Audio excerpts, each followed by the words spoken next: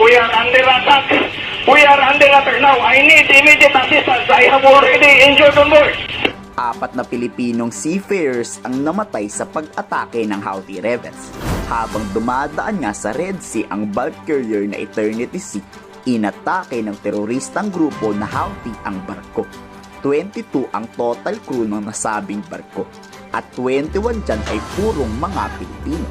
May isa naman dyan na mula sa Russia o Ruso. 3 klase nga ang armas na ginamit sa ginawang pag-atake: ballistic missile, cruise missile at may drones pa. Inabandon na nga ang barkong Eternity Sea. Kasalukuyang lumilikas at ligtas na ang ibang Pinoy crew ng barko. Nagbabala naman ang Department of Migrant Workers. May karapatan ang mga Pilipino crew na tanggihan ang pagdaan sa Red Sea dahil tinuturing ito ngayon na war-like zone. Attack on the Eternity Sea mukhang intense. Merong drones, merong rocket grenade launchers involved.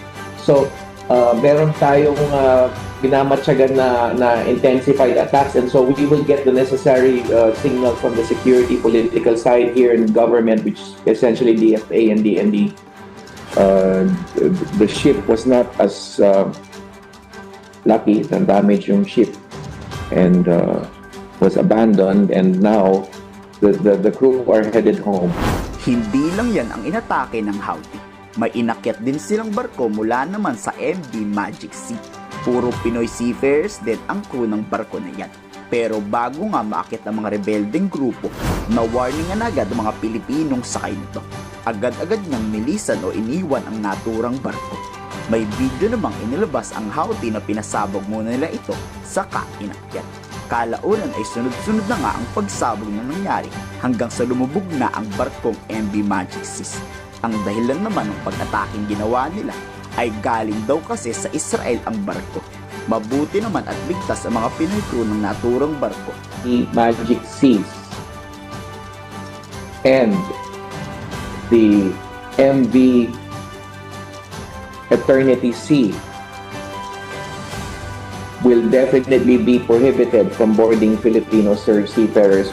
Ang nakakilabot dito, inako at hindi tinatanggi ng Houthi ang ginawa nilang pag-atake at proud na proud pa sila dyan. Suportado nga ng Iran ang mga Houthi rebels at Iran pa mismo ang nagbibigay ng armas at mga missile dyan sa mga yan.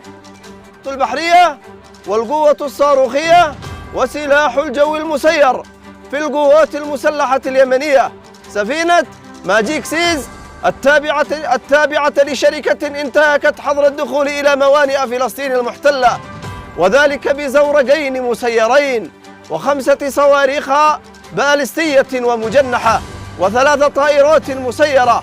وكان من نتائج العملية ما يلي: إصابة السفينة إصابة مباشرة وتسرب المياه إليها وهي الآن معرضة للغرق.